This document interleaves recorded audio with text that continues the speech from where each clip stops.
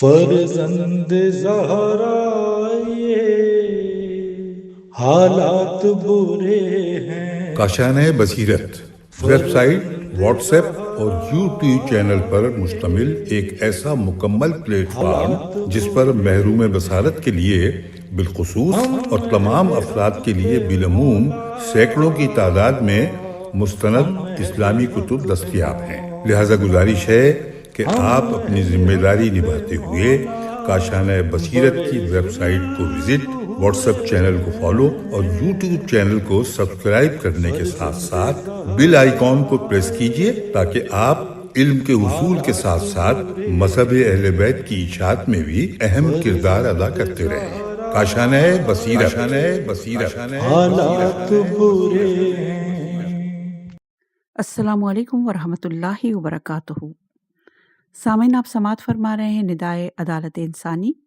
مصنف ہیں جارج جرداق، مترجم ہیں علامہ سید محمد باقر النقوی صاحب۔ آج ہم آپ کے سامنے اس کی 16ویں ریکارڈنگ پیش کر رہے ہیں، صفحہ نمبر 188۔ عنوان ہے منشور اقوام متحدہ اور حقوق انسانی کا اعلان۔ علیہ السلام کا دستور اس سے بلند و بہتر نظر آتا ہے۔ سامعین، حقوق انسانی کو جنہیں علیہ السلام نے بیان فرمایا اور لوگوں کو ان کی تعلیم دی بخوبی سمجھ چکے اور اپنے ذہن نشین کر چکے۔ اس فصل میں دوبارہ ان کی طرف توجہ کرنے کی ضرورت ہے، لہٰذا اگر چاہیں تو ان کا ایک اجمالی جائزہ لے سکتے ہیں اور اس کا خلاصہ پیش نظر رکھ کر ان کے مختلف پہلوؤں پر غور کر سکتے ہیں۔ ہم نے آپ کے ان عہد ناموں، مکتوبوں، وصیتوں اور فرمانوں کو جو آپ نے اپنے والیوں اور عمال کے نام صادر فرمائے اور حقوق عامہ اور خاصہ کے بارے میں آپ کے خیالات اور نظریات کو اچھی طرح سمجھ کر ہر ایک کو جداگانہ فصل میں درج کیا ہے اور ہر ایک کی تشریح اور تفصیل میں کافی کوشش کی ہے، چنانچہ ان کا مطالعہ کرنے والے کے لیے بآسانی ممکن ہے کہ پھر ان فصلوں کی طرف رجوع کر کے بغیر کسی زحمت کے حقوق انسانی کے بارے میں علیہ السلام کے منشور سے پوری آگاہی حاصل کرے اور فصل فصل کر کے اس کو مرتب کر لے۔ ہم نے اس مقصد سے کہ ان حضرات کے عقائد اور تصورات کو نمایاں کر سکیں اور بہتر اور واضح تر طریقے سے معلوم کر سکیں کہ کس قوت قدسیہ کے ساتھ یہ ہدایتیں صادر ہوئی ہیں، مناسب سمجھا کہ اقوام متحدہ کے منشور اور حقوق انسانی کے اعلانیے میں سے ان اہم اصولوں کا اس مقام پر ذکر کر دیں جن کا تمام قوموں کے نمائندوں نے اعتراف کیا ہے۔ اگر علیہ السلام کے دستور اور اس منشور کے درمیان کوئی فرق ہوگا تو اس کو سامعین خود سمجھ لیں گے اور اس کا سبب معلوم کر لیں گے۔ ہم اجمال اور اختصار کے ساتھ کہتے ہیں کہ مفہوم کے اعتبار سے امام علیہ السلام کے دستور اور حقوق انسانی کے بارے میں منشور اقوام متحدہ کے درمیان کوئی فرق نہیں ہے، اور اگر کوئی فروعی اور ظاہری فرق نظر بھی آئے تو وہ اصطلاحات زمانہ میں تغیر واقع ہو جانے کی وجہ سے مجبوراً ہے، نہ کہ بنیادی اور اصولی حیثیت سے۔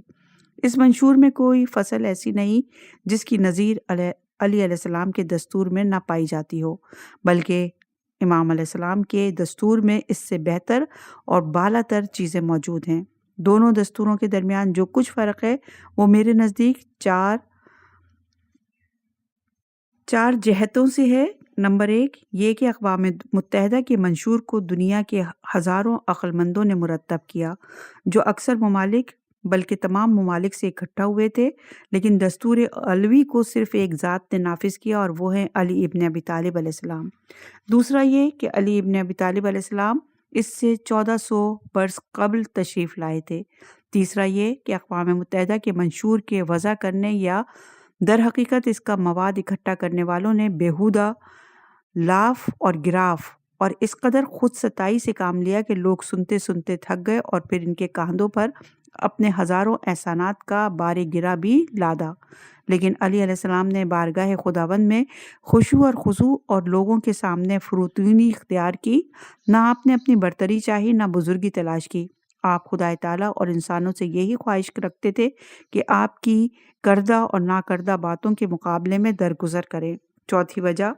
جو ان تینوں سے اہم ہے وہ یہ کہ ان اقوام متحدہ میں سے جنہوں نے حقوق انسانی کے منشور مرتب کرنے میں شرکت کی، اس کو تسلیم کیا، اکثر نے خود ہی اس کو توڑ دیا اور اس عہد نامے کو پارا پارا کرنے اور ان حقوق کو باطل کرنے کے لیے لڑائی کے میدانوں میں فوجیں اتار دیں۔ لیکن علی ابن ابی طالب علیہ السلام نے جس مقام پر قدم رکھا، جس موقع پر بات کہی اور جس وقت تلوار بے نیام کی، ہمیشہ جور و استبداد کا پردہ چاک کیا، ظلم و ستم کو جڑ سے اکھاڑ پھینکا اور زمین کو ہموار کیا تاکہ اس پر آسانی سے قدم بڑھائے جا سکیں، یہاں تک کہ انسانی حقوق کی طرف سے دفاع کرتے ہوئے درجہ شہادت پر فائز ہوئے، باوجود یہ کہ آپ اپنی زندگی میں ہزاروں بار شہید ہو چکے تھے۔ اب ہم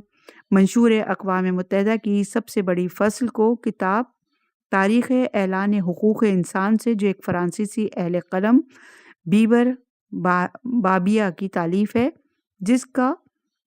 محمد بندور نے عربی میں ترجمہ کیا ہے اور جس کو متحدہ عرب جمہوریہ نے شائع کیا ہے، نقل کرتے ہیں۔ نمبر 1، افراد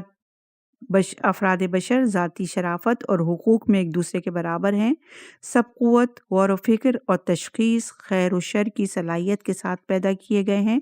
لہٰذا سب کو آپس میں بھائی چارے کا برتاؤ رکھنا چاہیے۔ نمبر 2، ہر انسان کو تمام حقوق اور اس منشور میں درج کی ہوئی آزادیوں سے بہرہ اندوز ہونا چاہیے، ان کے درمیان نسل و رنگ یا زبان، مذہب، سیاسی عقائد، وطن، اجتماعی اصول، دولت مندی، فقیری، نسب اور خاندان کے اختلاف کی وجہ سے کوئی فرق نہیں۔ نمبر 3، یہ حقوق جو اس منشور میں ذکر کیے گئے ہیں ان ممالک کے لوگوں کے لیے بھی مسلم ہیں جو دوسرے ممالک کے ماتحد ہیں، اور ان ممالک میں بسنے والوں کے لیے بھی جن کی حکومتیں دوسری حکومتوں کے تابع ہیں، پس ان خطوں کے باشندے آزاد ملکوں میں رہنے والوں کے برابر ہیں۔ نمبر 4، ہر شخص کو حق حاصل ہے کہ وسیلہ معاش رکھتا ہو اور امن و امان کے ساتھ زندگی بسر کرے۔ نمبر 5، غلامی انسان کے لیے جائز نہیں، غلامی اور بردہ فروشی بہر صورت ممنوع ہے۔ نمبر 6، افراد انسانی کی ایذا رسانی اور اس پر بے جا دباؤ جائز نہیں، جو بات کسی کی آبروریزی اور ہتک حرمت کا باعث ہو وہ ممنوع ہے۔ نمبر 7، ہر انسان حق رکھتا ہے کہ وہ جس ملک میں بھی ہو اس کی قانونی حیثیت تسلیم کی جائے۔ نمبر 8، تمام انسان قانون کے سامنے برابر ہیں، ہر شخص حق رکھتا ہے کہ قانون کی حمایت کا سہارا لے، افراد بشر کے درمیان کوئی فرق نہیں، ہر انسان کو حق ہے کہ وہ ہر اس فرق اور امتیاز کی مخالفت کرے جو اس منشور کے برخلاف ہو۔ نمبر 9، ہر شخص کو اس کا حق ہے کہ اس کا باقاعدہ عدالت میں اپنی شکایات پیش کرے جو حقوق اور مقررہ قوانین میں دست اندازی کا فیصلہ کرنے کے لیے قائم کی جاتی ہیں۔ نمبر 10، کسی شخص کو گرفتار، قید اور شہر بدر نہیں کیا جا سکتا۔ نمبر 11، یہ جائز نہیں کہ کوئی شخص حق کے برخلاف کسی دوسرے کی ذاتی، خاندانی یا گھریلو زندگی یا اس کی خط و کتابت میں مداخلت کرے۔ کوئی شخص کسی کی آبرو اور شرافت پر حملہ نہیں کر سکتا، اور ہر شخص حق رکھتا ہے کہ زیادتی اور مداخلت کے مواقع پر قانونی محکموں سے چارہ جوئی کرے۔ نمبر 12، ہر شخص حق رکھتا ہے کہ اپنے ملک میں آزادی سے سفر کرے اور جہاں چاہے سکونت اختیار کرے، اور ہر شخص جس شہر سے چاہے ہجرت کر سکتا ہے اور پھر وہاں واپس آ سکتا ہے۔ نمبر 13، ہر انسان کو حق حاصل ہے کہ جب اس پر ظلم و تعدی ہو تو دوسرے ملک میں جا کر پناہ لے لے۔ نمبر 14، ہر شخص ذاتی یا اشتراکی حیثیت سے مالکانہ حق رکھتا ہے اور کسی کو زور و زبردستی کے ساتھ اس کی ملکیت سے محروم نہیں کیا جا سکتا۔ نمبر 15، ہر شخص آزادی کے ساتھ سوچنے سمجھنے کا حق رکھتا ہے اور حکومتوں کو لوگوں کے مذہبی عقائد اور اعمال میں مداخلت کا حق نہیں ہے۔ نمبر 16، ہر شخص آزادی رائے رکھنے اور اس کو ظاہر کرنے کا حقدار ہے، اور ضمنی طور پر کوئی شخص اس کی رائے کی بنا پر اس کو تکلیف نہیں پہنچا سکتا۔ نمبر 17، ہر شخص حق رکھتا ہے کہ ملک کے محکمہ امور عامہ میں مداخلت کرے،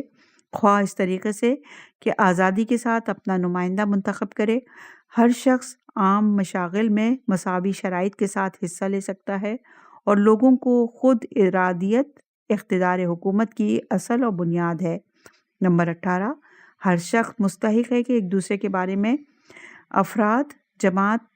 جماعت کی فطری ذمہ داریوں سے فائدہ اٹھائے۔ ہر شخص کی مناسبت سے اقتصادی، اجتماعی، تربیتی، علمی حقوق جس حد تک اس کی پرورش کے لیے ضروری ہوں اس کے لیے مسلم ہے، اور ساری قوم نیز حکومتوں کا تعاون ان حقوق کی ادائیگی کا ذمہ دار ہے۔ نمبر 19 ہر شخص کو حق حاصل ہے کہ جس کام کو چاہے انتخاب کرے اور اس کا کام کے لیے کافی اور مبنی بر انصاف شرائط کا مطالبہ کرے۔ نیز وہ حقدار ہے کہ بیکاری سے چھٹکارا دلانے میں اس کی مدد کی جائے۔ تمام اشخاص بلا امتیاز اس کے مستحق ہیں کہ اپنی محنت کے عوض مناسب اجرت کا مطالبہ کریں۔ ہر کام کرنے والا اتنی مزدوری طلب کرنے کا حق رکھتا ہے جو اس کے اور اس کے گھر والوں کے لیے کافی ہو اور جس سے انسانی شرافت کے لحاظ سے اپنی زندگی کی تعمیر کر سکے۔ اگر کسی وقت ایسی ضرورت پیش آ جائے کہ معمولی مزدوری اس کے لیے کفایت نہ کرے تو کسی اجتماعی وسیلے سے اس کی تلافی ہونی چاہیے۔ نمبر 20 ہر فرد اس کا حق رکھتا ہے کہ خواہ وہ اس کا خاندان فلاح و بہبود و سلامتی کے وسائل کے ساتھ زندگی بسر کرے، خصوصاً خوراک، لباس، مکان، صحت اور اجتماعی امور ہیں۔ نیز یہ کہ بیکاری، ناتوانی، ضعیفی، بیوگی اور ہر اس حالت میں جب کام اور کسب معاش کے وسائل اور ناچاری کی بنا پر ہاتھ سے جاتے رہیں، اس کی حمایت کی جائے۔ نمبر 21 ہر شخص کو حق ہے کہ علم حاصل کرے۔ تعلیم مفت اور ابتدائی تعلیم جبری ہونا چاہیے۔ تعلیم کی غرض انسانی شخصیت کی تربیت، نیز حقوق اور آزادی اور سیاسی آزادی کا احترام ہونا چاہیے، اور ضروری ہے کہ قوموں کے درمیان باہمی مفاہمت، درگزر اور دوستی کی تقویت پہنچائے اور صلح اور آشتی کے لیے اقوام متحدہ کی کوشش میں مدد دے۔ نمبر 22 افراد حیات اجتماعی کے بارے میں کچھ ذمہ داریاں رکھتے ہیں جو ان کو پوری کرنی چاہیے کیونکہ افراد کی شخصیت حیات اجتماعی میں پرورش پاتی ہے۔ نمبر 23 افراد اور بشر کو اپنے حقوق کے مطالبے اور آزادی سے بہرہ اندوز ہونے سے کوئی مانع باز نہیں رکھتا، سوائے ان چیزوں کے جو دوسروں کے حقوق کی حفاظت، ان کی آزادی اور ان کے احترام کے لیے قانون کی روح سے واضح ہوئی ہیں یا محاسن اخلاق کے تحفظ، نظم حکومت اور آسائش عامہ کے لیے جمہوری قوم نے مقرر کی ہیں۔ ان حقوق اور آزادیوں کو کسی حالت میں اقوام متحدہ کے اغراض و مقاصد کے اندر مخل نہ ہونا چاہیے۔ نمبر 24 اس منشور کے جملوں اور عبارتوں کی تشریح اس طریقے سے نہ ہونی چاہیے کہ اس سے کسی حکومت یا جماعت یا فرد کو کوئی ایسا عمل انجام دینے کا حق ملتا ہو جس سے اس منشور بالا آزادیاں عملی طور پر لغو قرار پا جائیں۔ یہ وہ اہم ترین مطالب ہیں جو منشور اقوام متحدہ کے اندر انسان کے حقوق اور اس کی آزادی کے بارے میں درج ہیں۔ یہی حقوق ہیں جن کو متحدہ حکومتیں اور ان کی حمایت اور اجرا کی مدعی ہونے کے باوجود برابر توڑتی رہتی ہیں۔ ہمارا خیال ہے کہ سامعین نے امام علیہ السلام کے دستور سے ان ہدایات کی مناسبت کا اندازہ کر لیا ہوگا اور ان کی مشابہت کو سمجھ لیا ہوگا، علاوہ ان اصطلاحات کے جو زمانے کی وجہ سے بدل چکے ہیں اور ان نظریات کے جو اس دور ترقی کی مناسبت سے رونما ہوئے ہیں۔ پھر بھی بنی نوع انسان کے جو عطوفت اور مہربانی امام علیہ السلام کے دستور میں نظر آتی ہے وہ اقوام متحدہ کے منشور میں ناپید ہے۔ ہم آئندہ فصل میں علیہ السلام کے مکارم اخلاق اور فضائل نفسانی کو بیان کریں گے اور ثابت کریں گے کہ آپ نے اس رابطہ حیات کو جو زندہ موجودات کے درمیان قائم ہے کیوں کر پیش نظر رکھا اور اپنی گفتار و کردار کے اندر کس طرح اس کا لحاظ فرمایا۔ اس کے بعد ایک فصل میں بنی امیہ، بنی عباس اور ان کے بعد آنے والے دیگر فرمانرواؤں کے عہد حکومت میں دنیا عرب کے حالات تشریح کے ساتھ بیان کریں گے اور پھر بتائیں گے کہ ان لوگوں نے کیوں کر اس دستور سے روگردانی کی تاکہ ان نااہل اخلاق کے طرز عمل سے موازنہ کرنے کے بعد دستور علوی کی قدر و قیمت بہتر طریقے سے معلوم ہو سکے۔ جیسا کہ گزشتہ فصلوں میں اسی خیال سے ہم نے حضرت کے دستور کی تفصیل پیش کرتے ہوئے فی نفسہ ہی اس کی قدر و منزلت ظاہر کی ہے، اور ان دو فصلوں میں ہم علیہ السلام اور حقوق انسان کے بارے میں اپنی گفتگو کو انجام تک پہنچاتے ہیں تاکہ دوسرے مطالب کی جانب توجہ کر سکیں۔ صفحہ نمبر 192 عنوان ہے زندگی کے روابط۔ تمہارے درمیان میری مثال ایسی ہے جیسے اندھیرے میں چراغ، تاکہ جو شخص اندھیرے میں آئے اس چراغ سے روشنی حاصل کر لے۔ اگر کسی پیمانے میں کوئی چیز رکھی جائے تو اس کی گنجائش کم ہو جاتی ہے، سوا پیمانہ علم کے کہ اس میں جس قدر علم بھرا جائے اس کی وسعت بڑھتی جاتی ہے۔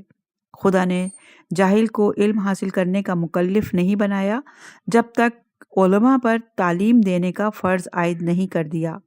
اپنی اولاد کو اپنی عادت سکھانے کا پابند نہ کرو، کیونکہ وہ دوسرے زمانے کے لیے پیدا کی گئی ہیں۔ دوسروں کے لیے بھی وہی چاہو جو اپنے لیے چاہتے ہو، اور جو کچھ اپنے لیے پسند نہیں کرتے وہ دوسروں کے لیے بھی پسند نہ کرو۔ جب تم اپنے بھائی پر عتاب کرنا چاہو تو اس کے ساتھ نیکی کرو اور اس پر انعام اور اکرام کا دروازہ کھول دو۔ نیک اور پرہیزگار لوگوں کو گناہگاروں سے عفو اور بخشش کا برتاؤ کرنا چاہیے۔ حضرت علی علیہ السلام کی یہ فرمان آپ کی گوش گزار کی ہے۔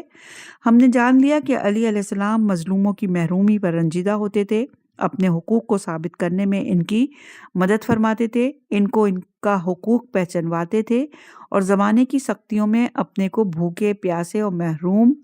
کے ساتھ شریک رکھتے تھے، تاکہ عدل و انصاف کی قدر معلوم ہو اور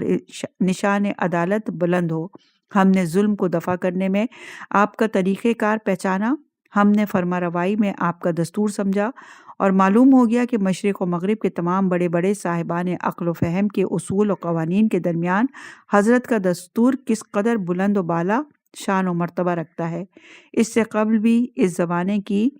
عرب زندگی سے متعلق مختلف لغوی، فلسفی اور عقلی مطالب میں آپ کی نقطۂ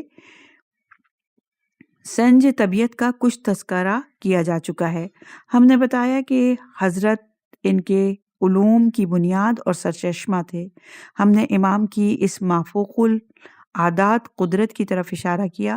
کہ آپ لوگوں کے فطری رجحانات اور ان کے اخلاقی اور طبیعت کو روشن کرنے میں دوسرے افراد اور بشر پر فوقیت رکھتے تھے، اور ایک عجیب و غریب فصاحت کے ساتھ ان کے اخلاق اور رجحانات کی تصویر کشی فرماتے تھے۔ امام کی دبی قوتیں اور نفسانی فضائل سب ایک دوسرے سے شیر و شکر تھے، اور آپ ہر مقام پر ان کے باہمی تعاون سے ایک فکر جدید کا درخت دلوں میں نصب کرتے تھے، اور اس میں تر و تازہ برگ اور بار پیدا کرتے تھے تاکہ معرفت بشر کے دفتر کو مکمل فرمائیں۔ آپ نے اپنے مجموعہ کلام اور ان قواعد سے جن پر عربی، فقہی اور اجتماعی علوم کی بنیاد رکھی، ایک ایسی نئی بنیاد قائم کی کہ دوسروں کے علوم اسی کی پیداوار رہیں۔ یہ ضخیم کتاب معرفت بشر کی تدوین الغیر اس لیے نہیں کر سکتی کہ مؤلف انسانوں کی سرشت اور خصلت کی پوری تصویر کشی کرے، ان کے اخلاق اور عادات میں انقلابات زمانہ کے اثرات کا پتہ لگائے، اور اپنے ہوش اور خرد اور فطری احساسات کو انسانوں کی خیر مطلق اور ان کے کشف سعادت کی طرف متوجہ کرے۔ اس کے بعد انفرادی اور اجتماعی سرشت کے مواقف اور تاثیر زمانہ کی مناسبت سے حکم لگائے، اور امام علیہ السلام نے اپنے حکم اور امثال میں اسی طریقے کو اختیار فرمایا، اور حسن اور خوبی میں سوا پیغمبر کے حکم اور امثال کے ان حکمتوں کی کوئی نظیر نہیں ملتی۔ علی علیہ السلام کے بعض حکم اور امثال میں عقل نظری سے خطاب ہے، بعض میں عقل عملی سے، اور بیشتر ایسے جن کا رخ دونوں کی طرف ہے۔ جن میں عقل نظری سے خطاب ہے ان کا مطلب یہ ہے کہ واقعے کو کیوں کر دریافت کرنا چاہیے، اور جو عقل عملی سے متعلق ہے ان کا مقصد یہ ہے کہ حصول سعادت کے لیے کون سا عمل ضروری ہے۔ پہلی قسم کے بارے میں کہنا چاہیے کہ آپ نے اصل حقیقت اور واقعے کی صحیح نوعیت معلوم کی۔ آپ کی باریک بین عقل و نظر نے زمانے کے نیک و بد کا جائزہ لیا، اس کی آزمائش کر کے درست اور قطعی نتیجہ برآمد کیا،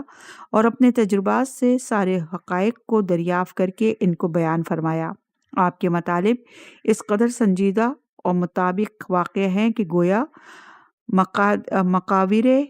مقاور اور حدود کے ساتھ علم ہندسہ کے قواعد سے استخراج کیے گئے ہیں، اور حسن تدبیر کے لحاظ سے ایسی دل آویز صورت میں جلوہ گر ہیں کہ معنوی حیثیت سے بھی اور تعبیر کی جہت سے بھی عربی زبان میں ادب کی اصل بنیاد ہیں۔ حضرت کے تمام افکار و خیالات جو نہج البلاغہ کے اندر جمع ہیں اسی مرتبے پر فائز ہیں۔ اس قسم میں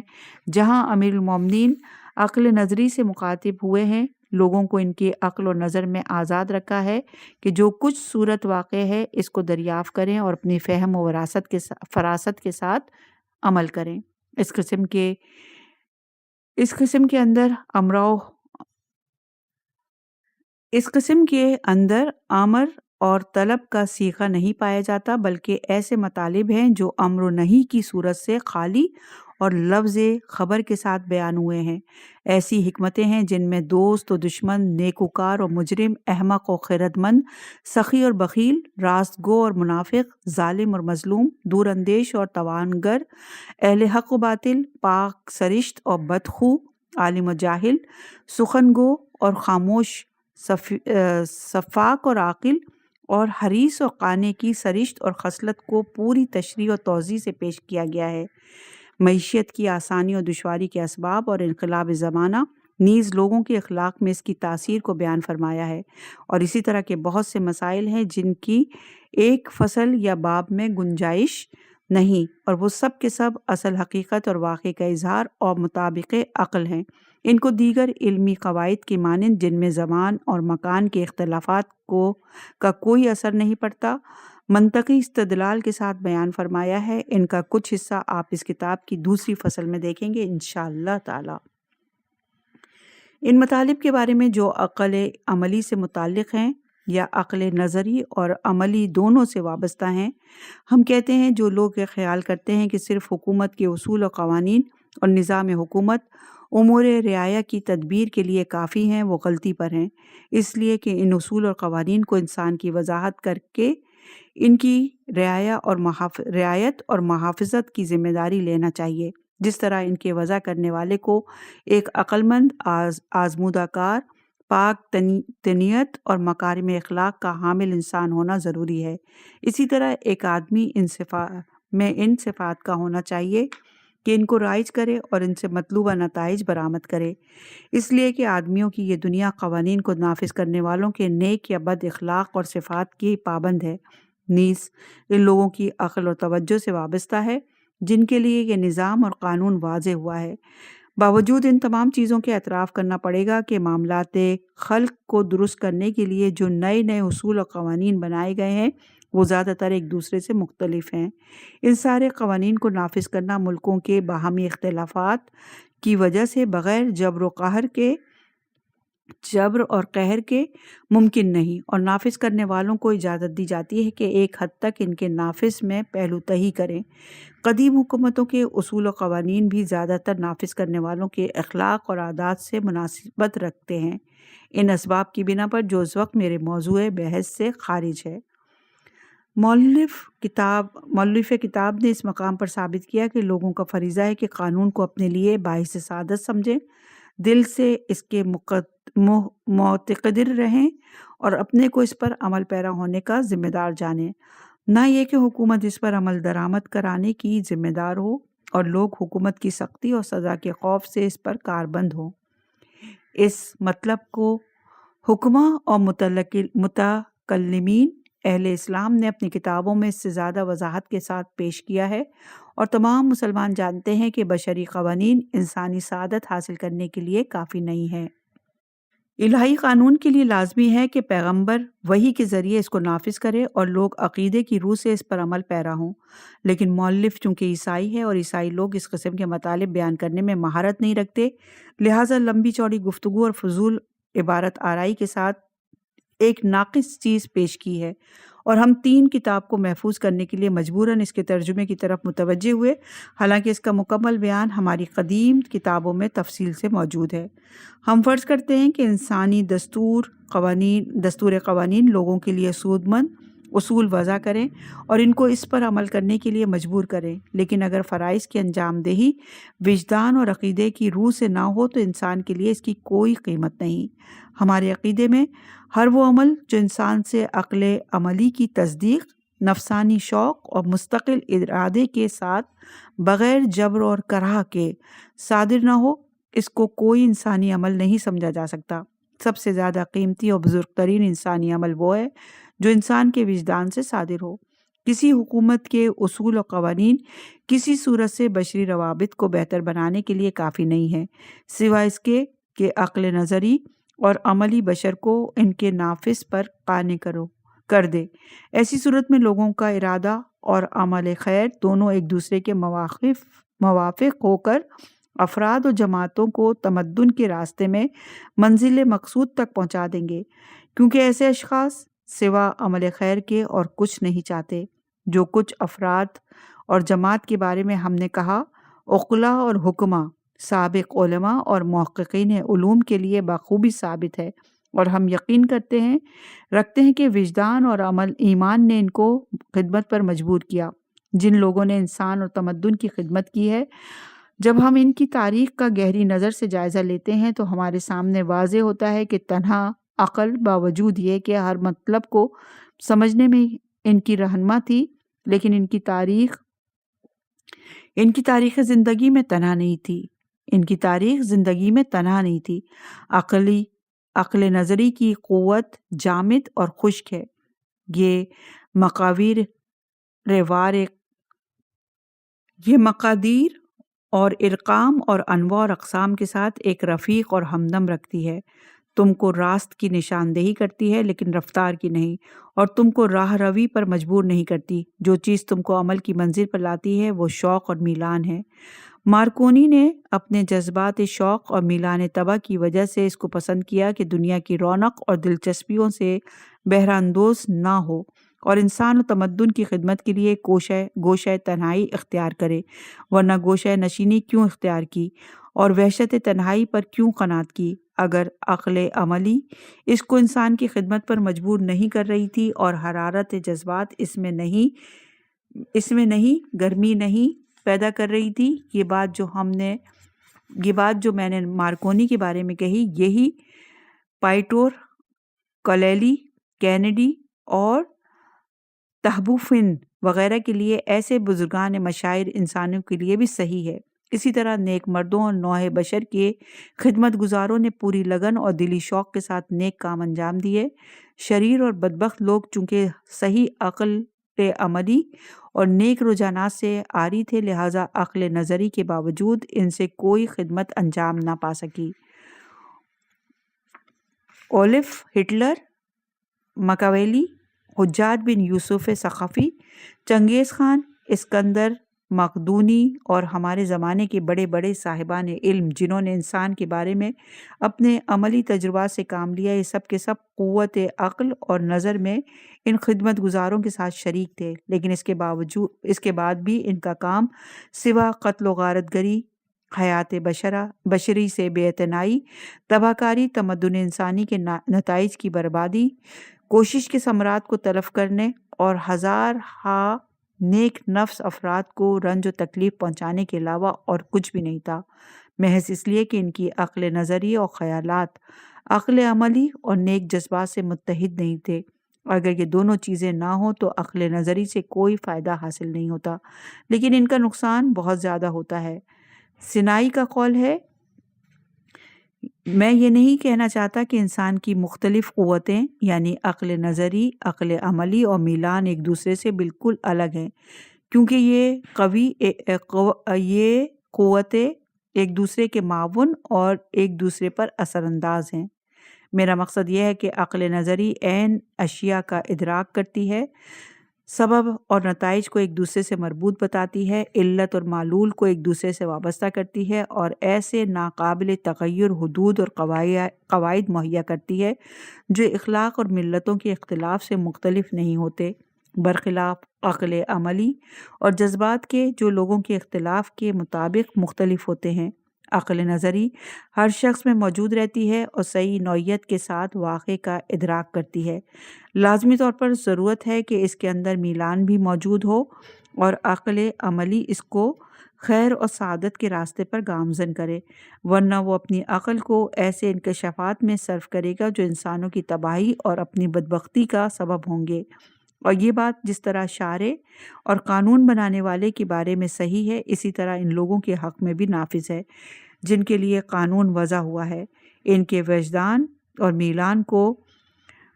کو مبنی بر عدل و انصاف قوانین کی اطاعت کا شائق ہونا چاہیے۔ صرف ان قوانین کے حسن اور خوبی کا عقلی اعتراف کافی نہیں، انسانی سعادت کی تکمیل کے لیے ان کا دل گندگیوں سے پاک ہونا چاہیے تاکہ قوم کی سعادت کے راستے میں ولولے اور شوق کے ساتھ کوشش کریں۔ نیز ان کا اخلاقی فضائل سے آراستہ ہونا ضروری ہے، کیونکہ انسان کے فضائل ایک قلعے کے مانند غلط کاروں اور گناہ گاروں سے قوانین اور احکام کی حفاظت کرتے ہیں۔ اسی وجہ سے امام علیہ السلام افراد بشر کے اندر نیک رجحانات کو بیدار کرتے تھے اور اخلاق کی تربیت کے لیے وعظ و نصیحت فرماتے تھے۔ اپنی وصیتوں، خطبوں، عہد ناموں اور گفتگو میں برابر لوگوں کے وجدان کو مخاطب فرماتے تھے، کیونکہ آپ جانتے تھے کہ دنیا کی تدبیر و تنظیم اور لوگوں کے باہمی برتاؤ کے لیے ضروری ہے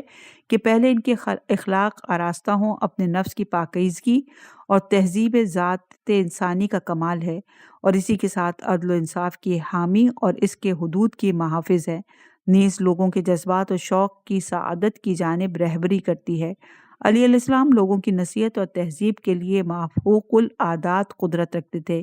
آپ کا کلام دلوں کی گہرائیوں میں اتر جاتا تھا، ان کی خصلت اور سیرت کو خوب پہچانتے تھے، ان کی سرشت اور اخلاق کو جانتے تھے، ان کے نیک اور بد کا باہم موازنہ فرماتے تھے، ان کے حقائق کو اپنے بیان میں مجسم فرماتے تھے، ان کے انواع اور اقسام کو بیان فرماتے تھے، امر و نہی فرماتے تھے، اور خیر و شر کے درمیان لوگوں کے وجدان اور تمیز کے لیے پورا حسن ظن رکھتے تھے۔ انسانوں کے وجدان اور تمیز کے بارے میں علی علیہ السلام کا حسن ظن دیگر بزرگان بشر کے مانند تھا، جو عقل روشن اور مہربان دل کو باہم جمع رکھتے تھے، اور نوع بشر کے حق میں ان کی محبت حد سے زیادہ تھی۔ انسان کے وجدان اور عقل کے لیے علی علیہ السلام کا حسن ظن مسیح اور محمد علیہ السلام کے حسن ظن کے مانند تھا۔ یہاں مصنف نے دوسرے مشاعر عالم کی ایک جماعت کا نام بھی لیا، جن کو ایک سیاق کلام کے اندر اور اولو العزم پیغمبروں کے ساتھ مثال میں پیش کرنا خلاف ادب ہے، جو نور ان کے دلوں سے تابع تھے۔ ان کے مقابلے میں ہر روشنی خاموش علی ابن ابی طالب علیہ السلام نے اپنے حکم اور امثال کو اسی حسن ظن کی بنیاد پر بیان فرمایا ہے، اور جن واعظ اور ناصح کے ساتھ وجدان بشر کو مخاطب فرمایا ہے وہ بھی اسی حسن ظن کی بنا پر تھا جو آپ لوگوں کی سلامتی فطرت سے رکھتے تھے۔ چونکہ علی علیہ السلام باوجود ان تمام صدمات اور مصائب اور آلام کے جو آپ کو لوگوں سے پہنچتے تھے، ان سے اس قدر حسن ظن رکھتے تھے، لہٰذا برابر یہی کوشش فرماتے تھے کہ نیک اخلاق کو ان کے دلوں میں تربیت دیں۔ آپ جانتے تھے کہ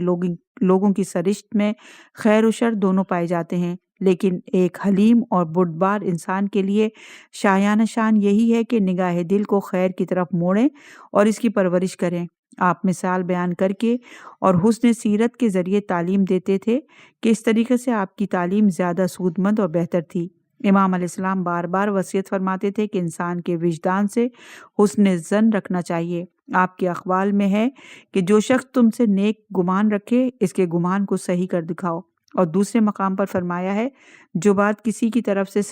سرزد ہو، اس پر اس وقت تک برا گمان نہ کرو جب تک کہ اس کا کوئی نیک مقصد نکالا جا سکے۔ بعض مورخین جنہوں نے علی علیہ السلام کی تاریخ زندگی کا مطالعہ کیا ہے، اس بات کے معتقد ہیں کہ حضرت لوگوں سے بدظن اور بیزار تھے، اور ان کی دلیل وہ بہت سے کلمات ہیں جنہیں زمانے والوں کو سختی اور شدت کے ساتھ ملامت اور سرزنش کی ہے۔ ہم ان حضرات کو اس کے برعکس سمجھتے ہیں۔ آپ نوع انسانی سے نیک گمان رکھتے تھے، اور یہ ملامت ایک مخصوص حالت میں ایک خاص گروہ کے لیے تھی۔ جو شخص لوگوں کو ایذا رسانی اور سخت برتاؤ کے مقابلے میں حضرت کے صبر و تحمل کو دیکھے، خائن اور بدکار دشمنوں کے پہنچائے ہوئے رنج و مصیبت، بلکہ اپنے ہی ساتھیوں کی بے وفائی میں آپ کے تاب اور توا اور قوت برداشت کا جائزہ لے، اور پھر انہی اشخاص کے ساتھ آپ کی مہربانی اور ملائمت پر غور کرے، تو لا محالہ اعتراف کرے گا کہ آپ انسان کی فطرت سے حسن ظن رکھتے تھے، اگرچہ برے آدمیوں اور فاسد قوم کی معاشرت کبھی اکثر لوگوں کو گمراہ بنا دیتی ہے۔ اگر کچھ باتیں خیانت کار اور ستم پیشہ اشخاص کی خدمت میں فرمائی بھی ہیں تو محض اس غرض سے کہ آپ تنبیہ اور نصیحت کے ذریعے ان کی اصلاح کو ممکن سمجھتے تھے، ہرچند اس میں کافی زحمت ہو اور ایک زمانہ صرف ہو جائے۔ جو شخص نیک خیالات رکھتا ہے وہی غلط کاروں کو سزا اور نیکوکاروں کو جزا دیتا ہے، کیونکہ اس کو امید ہوتی ہے کہ اس طریقے سے اس کی کجی کو درست کیا جا سکے گا اور ان کی رفتار کردار کی اصلاح ہو سکے گی۔ اگر امام یہ امید نہ رکھتے ہوتے تو بد کردار لوگوں کی ڈھائی ہوئی ان تمام ناقابل برداشت مصیبتوں کا تحمل اور مکروہات زمانہ پر صبر نہیں کر سکتے تھے۔ آپ نے دنیا اور اہل دنیا کے بارے میں فرمایا، دنیا دار کتوں اور درندوں کے مانند ایک دوسرے کے سامنے غراتے ہیں، ان کا طاقتور کمزور کو کھایا جا رہا ہے اور بڑے چھوٹوں کو ذلیل کر رہے ہیں۔ یہ آپ نے اس لیے فرمایا کہ تباہ کاروں کی خیانت اور نافرمانی سے بہت زیادہ رنج اٹھا چکے تھے اور ان کی ایذا رسانی سے تنگ آ گئے تھے۔ آپ یہ باتیں کہہ کر درندوں اور ظالموں اور جابروں سے جنگ فرماتے تھے، جس طرح طبیب روح اور جسم کی سلامتی کے لیے مرض کے جراثیم سے جنگ کرتا ہے۔ آپ زندگی کو موت پر ترجیح دیتے تھے اور انسان کی نجات کے امیدوار تھے۔ پس امام علیہ السلام حیات کا احترام فرماتے تھے، اس لیے کہ یہ پروردگار کی بہت بڑی بخشش ہے، اور زندہ افراد کو اس لیے محترم سمجھتے تھے کہ ان کے وجود میں آثار آفرینش کا ایک نمونہ قائم رہے۔ آپ انسان کے وجدان اور پاکی یہ فطرت سے مکمل حسن زن اور انسان کی نیک بختی کے لیے بڑی امید رکھتے تھے۔ خواہش یہ تھی کہ انسان جس طرح اس کے شایانہ شان ہے آزاد رہے۔ اگر یہ حسن زن اور امیدواری نہ ہوتی تو لوگوں کے ساتھ ایسا برتاؤ نہ کرتے اور یہ نہ فرماتے کہ جو کلمہ کسی سے صادر ہو اس پر گبان بد نہ کرو جہاں تک اس کا کوئی نیک مطلب نکل سکے۔ لوگوں کے وجدان سے انبیاء جیسی شفقت اور مہربانی کے ساتھ خطاب نہ فرماتے اور دل سوزی کے ساتھ ان کو وعظ اور نصیحت سے انسان کی بلند غرض اور غایت کی جانب ہدایت نہ فرماتے۔ آپ چاہتے تھے کہ ان وصیتوں کے ذریعے لوگوں کے اخلاق کو فساد سے محفوظ رکھیں اور ان کے اندر انسانی امنگ کی پرورش فرمائیں تاکہ کار خیر کو خود بخود اپنی عقل اور تشخیص سے انجام دیں۔ آپ ہر کام میں خود انسانوں ہی میں سے ان پر کچھ جاسوس معین فرماتے تھے اور ان کے اعضائے بدن کو ان کی گھات میں قرار دیتے تھے۔ چونکہ ان کی تشخیص پر حسن ظن رکھتے تھے لہٰذا فرمایا، اے بندگان خدا، تم یہ جان لو کہ تمہارا نفس تمہاری گھات میں ہے اور تمہارے اعضائے بدن تمہارے جاسوس ہیں جو تمہارے اعمال بلکہ تمہاری سانسوں کا شمار رکھتے ہیں۔ وجدان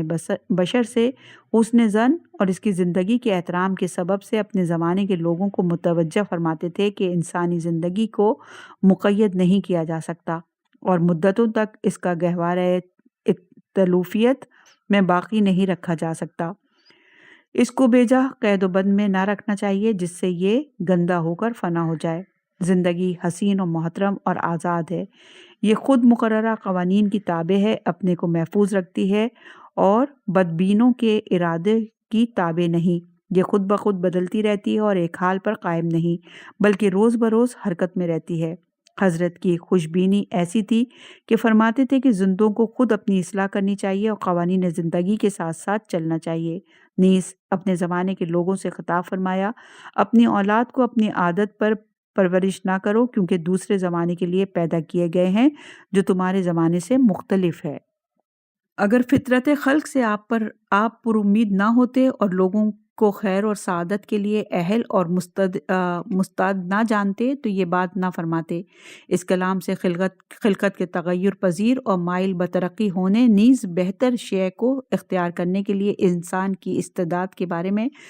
آپ کا اعتقاد معلوم ہوتا ہے، اور صحیح تربیت یہی ہے کہ اس فصل کو تمام کرنے سے پہلے ہم اس نقطے کی طرف بھی اشارہ کر دیں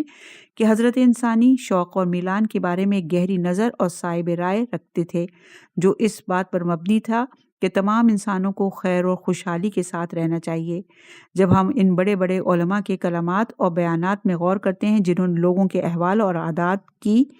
تحقیق میں اپنا وقت صرف کیا تو نظر آتا ہے کہ انہوں نے اپنے سلسلہ کلام میں سعادت اور خوشبختی کی لفظیں کثرت سے استعمال کیے ہیں، انہی کو اپنا موضوع بحث بنایا اور انسان کا اصلی مقصد قرار دیا۔ لیکن علی علیہ السلام بجائے کلمہ خوشبختی کے دوسرا لفظ لائے ہیں جو معنوی حیثیت سے کہیں زیادہ دقیق، جامع اور بلند ہے، اور انسان کا فرض ہے کہ اس کا طلبگار بنے اور اس سے متفس ہو۔ آپ نے بجائے لفظ خوشبختی کے کلمہ خیر استعمال فرمایا اور لوگوں کو اس لفظ سے پھر کے 5 کلمے کی طرف متوجہ فرمایا، کیونکہ خوشبختی کا جو مفہوم اشخاص کے ذہن میں آتا ہے وہ اس سے ذاتی سعادت مراد لیتے ہیں، لیکن خیر کسی ایک فرد کے اندر منحصر نہیں، پس خیر زیادہ عام ہے اور سعادت پر بھی حاوی ہے، لیکن سعادت خیر پر حاوی نہیں ہوتی، چونکہ باوجود یہ کہ انسان کے ایک گروہ نے زاشت اور نامشروع کاموں کے ذریعے اپنی خوشبختی فراہم کی ہے اور دوسروں کے آزاد بختی ہے اپنے کو خوشبخت بنایا ہے، اور یا بیکاری، تعیش اور خوشحالی کو اپنے لیے سبب سعادت سمجھتے ہیں، لیکن خیر خوشبختی سے علاوہ ہے، ہر چند لفظی حیثیت سے اس کی مشابہت رکھتی ہے۔ خیر وہ خوشبختی ہے جو تمام لوگوں کی خوشبختی سے وابستہ ہو، اس صورت سے کہ جس کے جسم، عقلیں اور وجدان سعادت اور آرام اور آسائش میں رہیں۔ اسی جہت سے امام علیہ السلام اپنے نصیحت اور وعظ میں زیادہ تر یہی الفاظ استعمال فرماتے تھے، اور اسی فرق کے ساتھ جو خیر اور سعادت کے درمیان قائم کیا، آپ نے اپنا اخلاقی دستور مکمل فرمایا۔ ہم آئندہ کسی دوسری فصل میں حضرت کے چند ایسے نادر اقوال نقل کریں گے کہ جب تک صفحہ روزگار پر نیکوکار انسان باقی ہیں وہ ارشادات زندہ اور جاوید رہیں گے، اور ہم نے ان حضرات کے سرچشمہ فیض نہج البلاغہ سے انتخاب کیا ہے تاکہ اس بزرگ شخصیت کا حق ادا کر سکیں اور ان کلمات کے فضائل و خصوصیات میں سے جو کچھ محتاج بیان ہو وہ اس فصل میں ظاہر ہو جائے۔ وہ ارشادات اخلاق کریمہ کی تحصیل، سیرت نیک اور پاکی انسان کے بارے میں ہے۔ یہاں پر اس فصل کا اختتام ہوتا ہے، انشاءاللہ کہ اگلی ریکارڈنگ میں نئے عنوان کے ساتھ۔